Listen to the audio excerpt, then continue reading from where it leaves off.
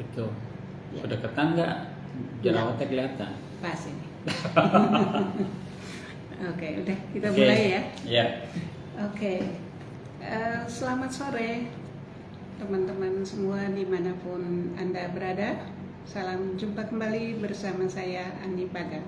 Saat ini saya berada di Galeri Tenun Gaya ya, Mas Winyo.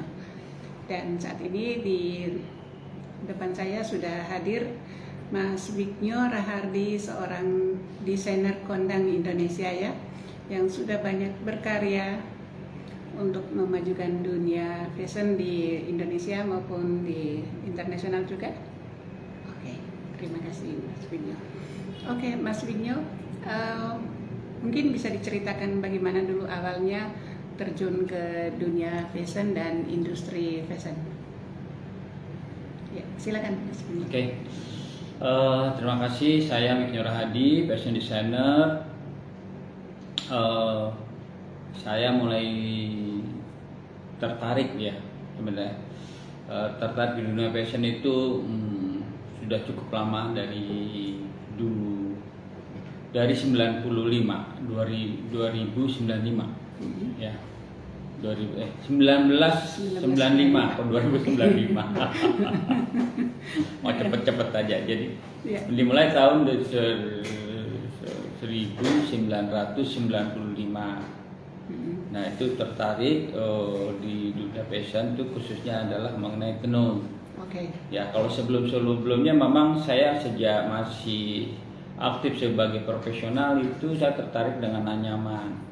Jadi setiap kunjungan, tiap tugas saya ke daerah-daerah itu tertarik dengan anyaman-anyaman. Jadi koleksi anyaman saya cukup banyak pada saat itu ya. Oke, boleh tahu produknya apa saja dari anyaman itu? Anyaman itu saya suka sekali anyaman seperti ya tas ya. Kemudian telepon gimana? Oh ya, silakan saja, nggak apa-apa. Kita Ini santai nggak bisa aja. diputus.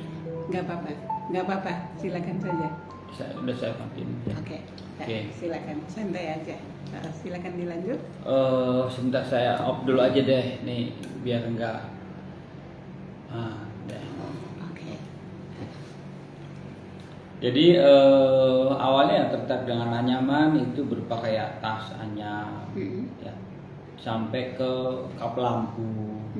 Nah itu entah, saya suka sekali gitu loh. Ya, terus stiker, terus yang untuk apa namanya, hiasan dinding aja saya buat. Stiker dulu sempat saya buat untuk hiasan dinding. Oke. Ya, itu untuk rumah pribadi ya. Oke. Jadi nggak kepikir untuk sebagai Komersil. produk untuk dijual, Oke. belum terpikir. Terus, pada saat itu saya masih sebagai profesional. Nah, latar belakang saya sarjana ekonomi, ya, saya akuntan. Ya. Terakhir saya di bidang marketing. Nah, lucu memang latar belakang saya itu di ekonomi. Sempat memperdalam di bidang kerja di bidang ekonomi, terakhir sebagai financial controller di multinasional ya, itu salah satu grup terbesar pada saat itu. Oke. Kemudian saya juga diberi kesempatan sebagai merangkap sebagai marketing manager, jadi punya pengalaman marketing manager itu terakhir. Nah, itu banyak sekali saya keluar kota. Nah, kesempatan itu saya banyak melihat tenun ya pada saat itu. Oke. Banyak sekali kesempatan-kesempatan, akhirnya saya benar-benar lebih tertarik ke tenun. Ya. Itu di daerah mana? Boleh tahu?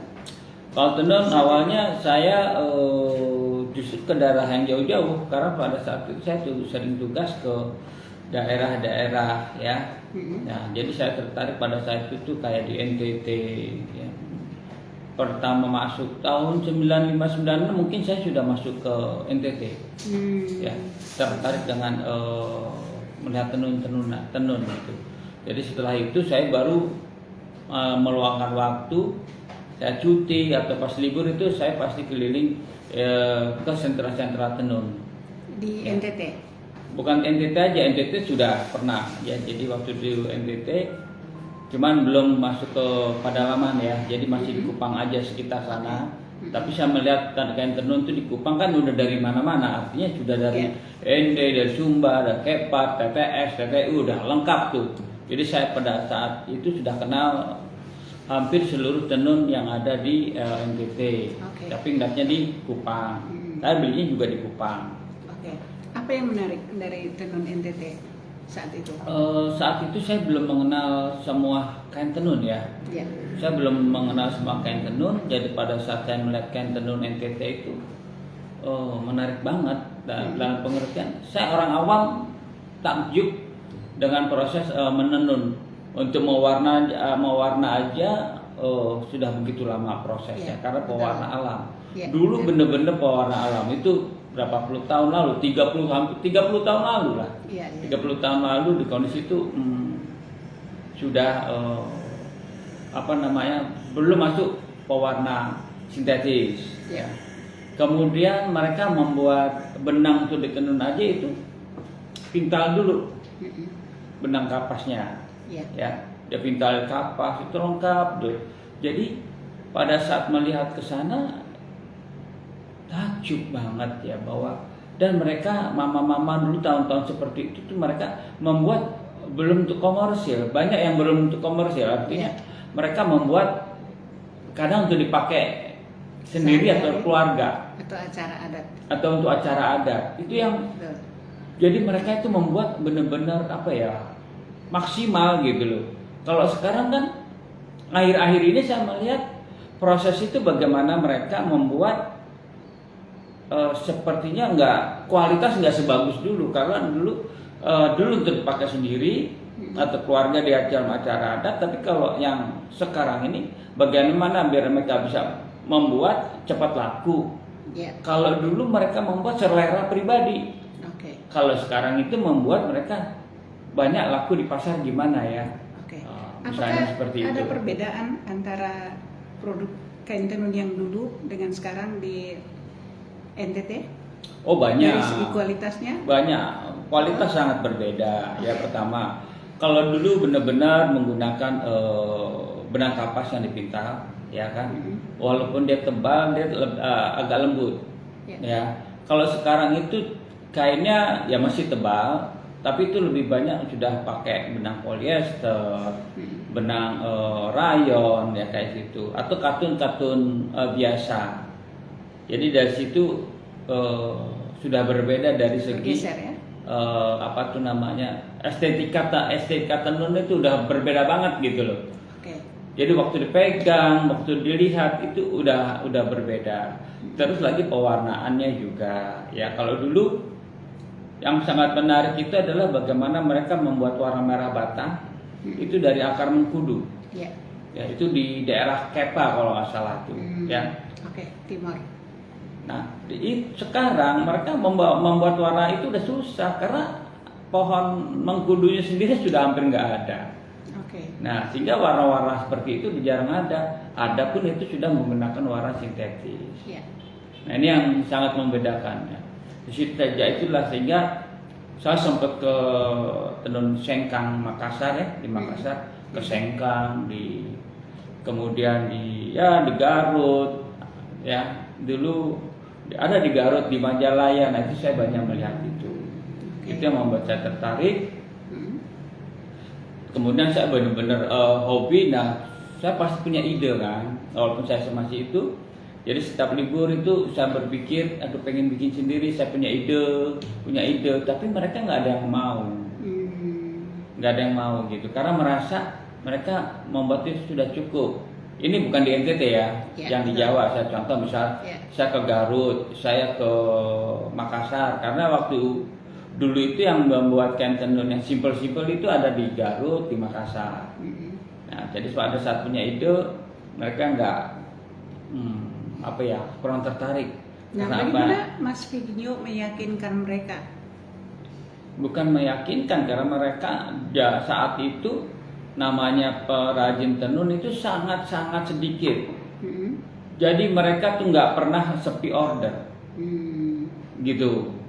Nah itu mereka yang nggak mau untuk berubah. Akhirnya ya cara saya tetap berkeinginan pengen Konsisten. punya tenun itu, saya membuat sendiri.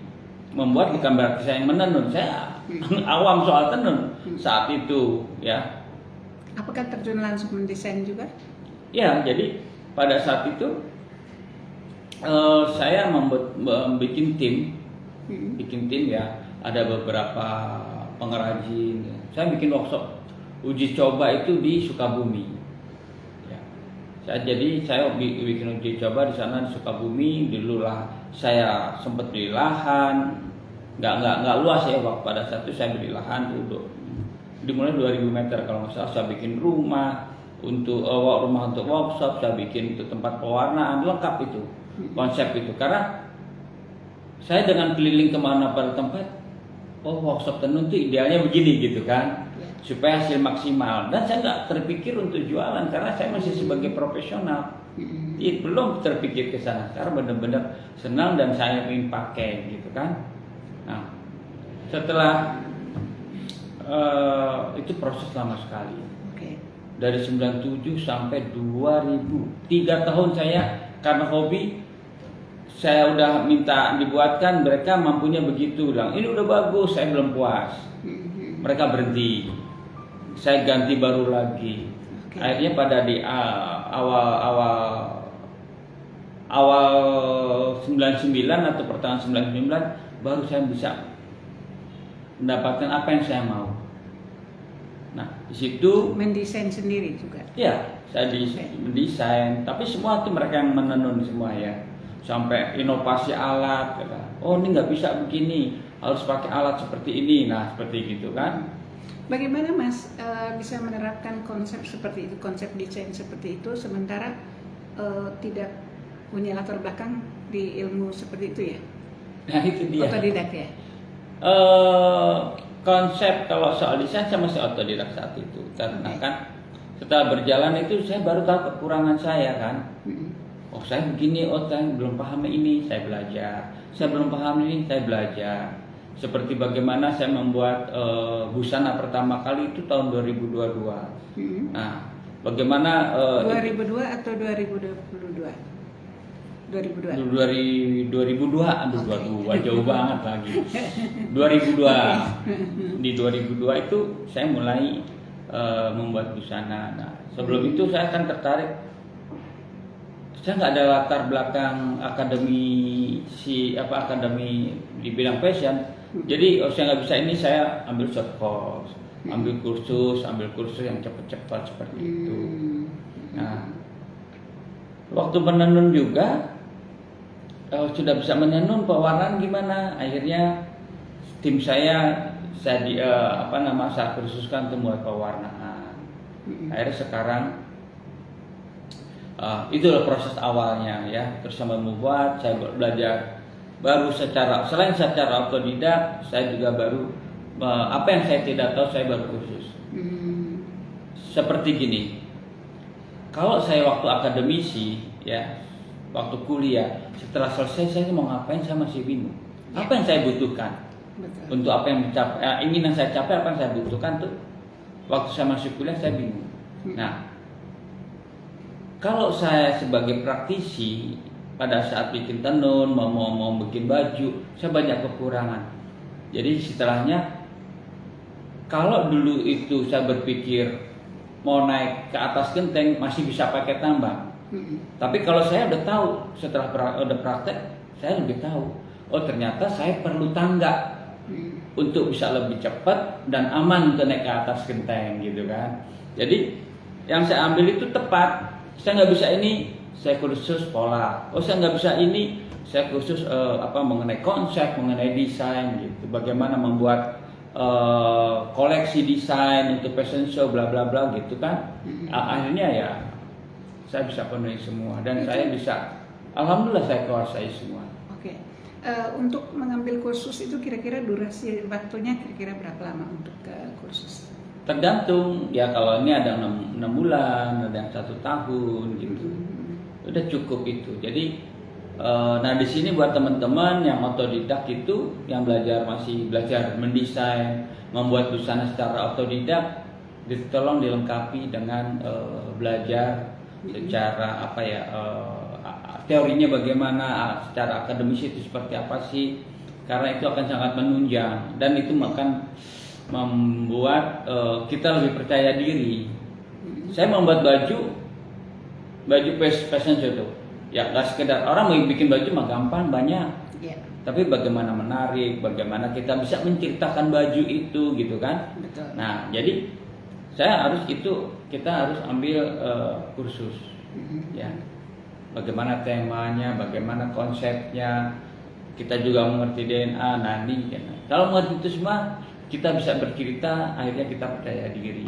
Oke, kira-kira tantangannya apa aja, Mas Binyo, dalam Apa? tantangannya yang dihadapi dalam proses belajar itu sampai mencapai titik seperti sekarang? Saya kalau buat saya pribadi sih nggak ada tantangan ya.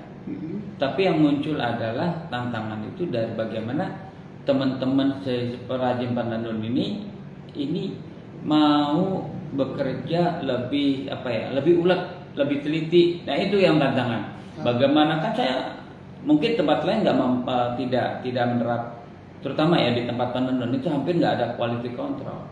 Oh iya. Ya, mereka potong, mereka jual. Kalau tempat saya dari awal tuh saya perhatikan bagaimana kain tenun itu tidak menyusut, ya harus saya cuci. Ada finishing, ada quality control. Jadi barang yang saya buat itu kalau tanya luntur apa enggak, pasti enggak luntur. Nyusut apa enggak luntur. Karena sudah kita lakukan finishing. Jadi maka saya kurang suka dengan teman-teman itu kalau kan jual kain tenun sebelum dijahit harap direndam dulu atau dicuci dulu, ada begitu kan kalau beli itu. Nah itu nggak boleh begitu. Ya, jadi kita sebagai produsen menjual produk adalah produk yang sudah siap pakai. Karena risikonya itu ada di kita. Tapi kalau kita melempar mau jualan tapi sebelum dicuci harap sebelum dijahit dibuat baju dicuci dulu atau direndam dulu, itu risikonya kan berarti di konsumen. Bagaimana konsumen mau menjadi customer yang loyal kalau dia mendapatkan risiko luntur ditanggung konsumen, risiko nyusut ditanggung konsumen. Nah, itu yang enggak. Makanya akhirnya kesempatan saya di tahun 2000 luar biasa karena saya membuat sesuatu yang baru itu modalnya juga terus saya kalau nggak salah tahun 2000 saya resign dari perusahaan tadi. Dari perusahaan. Padahal posisi saya sebagai senior manager ya dari secara finansial, udah cukup banget ya di perusahaan multinasional. Terus saya mendapatkan fasilitas rumah, fasilitas mobil ya dengan posisi sebagai senior manager itu. Nah, karena hobi dan pada awal-awal itu teman saya yang marketing teman saya kan tadi nggak jual. Ya kan, terus tapi saya mempunyai lingkungan teman-teman aja gitu, teman gitu. Oh bagus ya, ditawar-tawar ke teman-teman mereka lagi. Saya nggak punya teman orang desainer kan, bukan lingkungan saya, gitu. Hari itu tertarik pada pesan kainnya. Iya, pada saat itu masih kain. Saya belum bikin baju tahun di 2000 awal itu. Nah, kesempatan bagus sekali. Bahkan mereka kalau pesan itu karena memang penenun saya mulai dengan 7 orang. Orang pasti masih mau menunggu itu berbulan-bulan. Dia saya minta NDP 50% dan mereka masih nunggu berbulan-bulan 7 orang. Dengan perjalanan akhirnya cepat sekali saya menambah pegawai untuk bagian menenun. Pewarnaan lengkap semua itu. Akhirnya saya mampu pada saat itu yang memutuskan saya berhenti adalah teman saya, tim saya yang biasa memasarkan itu berhalangan. Padahal ada satu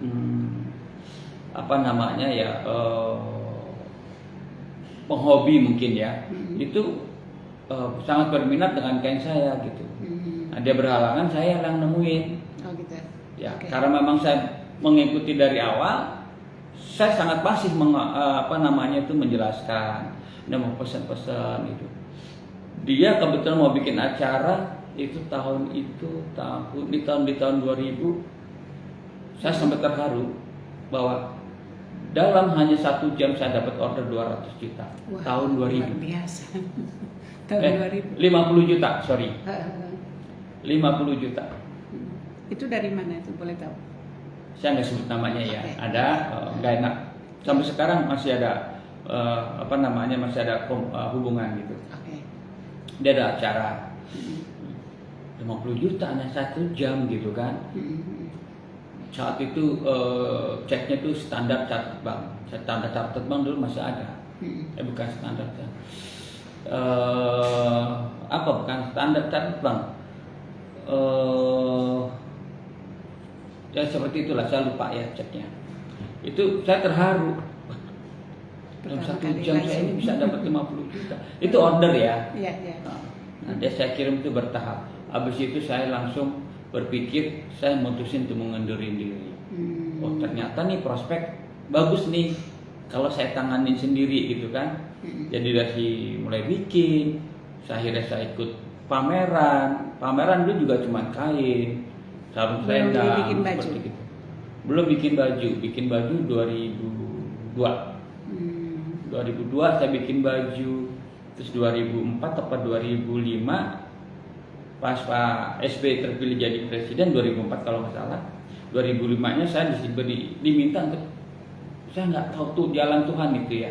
Mendadak saya diminta untuk tampil fashion show di Istana Negara. Pertama kali. Itu dalam acara apa itu? Saat itu peringat Ibu Ani itu membuat acara peringatan tsunami kalau nggak salah ya. Acara itu kalau nggak salah ya. Saya diminta untuk bagaimana membuat motif Aceh, bla bla bla gitu kan. Nah itu, sejak itulah terus Pak SBY langsung pesan buatin baju. Nah 2000 Lebaran tahun 2006 saya sudah membuatkan busana Lebaran seragam Lebaran keluarga besar daripada Presiden SBY. Habis itu luar biasa. Itu satu kebanggaan luar biasa itu ya. Semua namanya menteri itu, apalagi ibu menteri sih datang kemari udah biasa ya. Sampai Pak Menterinya datang, beberapa menteri itu datang kemari langsung minta dibuatin baju. Makanya dulu belum ada namanya kemeja tenun. Saya membuat itu, akhirnya muncullah nama kemeja tenun SBY. Nah itu yang saya buat. Luar biasa. Habis itu luar biasa. Pertumbuhannya luar biasa. Saya juga menambah karyawan saya. 2006 itu sudah 70 orang. Luar biasa. Hanya dalam 5 tahun saya sudah 70 orang. Luas lahan juga sudah lebih dari, udah nambah lagi lahan itu sampai mungkin setengah hektar ya. Itu masih di Sukabumi atau? Sukabumi. Oke. Kenapa di Sukabumi? Saat itu idealisme sekali salah saya. Ini saya nggak nyesel ya. Ternyata idealisme itu belum tentu bisa diterapkan dalam hal tertentu. Iya, betul. Ya. Saya melihat di Sukabumi itu ada pabrik bata, pabrik genteng yang melakukan ibu-ibu. Ya, aduh ini nggak pas nih gitu loh.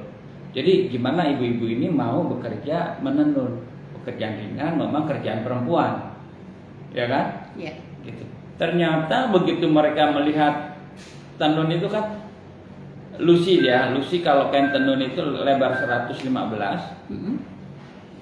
lebar 115 kain itu jumlah lembaran benangnya itu di 3.800 sampai 4.000 lembar. Jadi ibu-ibu di sana udah begitu melihat liar itu bahasa Sunda, pusing, nggak ada yang mau. Baru nyoba 1 hari berhenti. Nah, udah itu vakum tuh awalnya tuh. Aku berbulan-bulan, gimana saya harus melanjutkan ini? Yang bekerja di saya kan bagus kan? Peningkatan. Ya, gitu dibanding waktu teman-temannya kerja di Batak gitu kan? Upah kan udah pasti UMR. Mereka warga sekitar, mereka makan pulang, nggak ada transportasi, jalan kaki aja. Nah itu sehingga mereka bisa lah yang nggak punya TV sudah punya TV gitu kan. Jadi pada saat itu sudah berbondong-bondong mau bekerja di tempat workshop tenun gaya itu. nggak susah mencari dan itu relatif mudah. Sampai sekarang pun yang kerja itu ya masih sudah dua generasi. Dulu yang menjadi pelatih menenun itu kan tinggal di Sukabumi, nikah di sana, punya anak di sana, terus anaknya itu sudah bekerja di saya. Sampai seperti itu, mereka lulus SMA kerja, bahkan ada beberapa anak-anak muda itu yang SMP, terutama lulus SMP itu mereka untuk cari uang jajan, jadi pulang sekolah mereka ikut menenun yang gampang-gampang. Nah, setelah lulus SMA malah bekerja serius. Oh, di tenun gaya. Iya, di tenun gaya. Di tenun gaya ya. Iya.